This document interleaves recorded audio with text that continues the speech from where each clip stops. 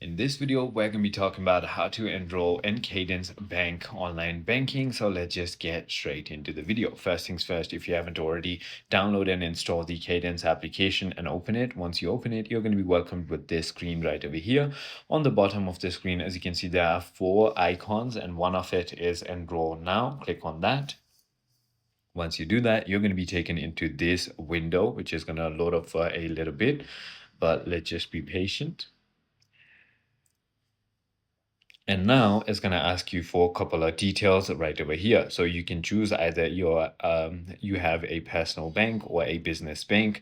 Simply enter all the details that they ask you right over here and click on submit. And they're going to send you a verification code to your registered mobile number on your bank account. And once you simply go ahead and enter that verification code back in the app, they're going to let you create a user ID and password.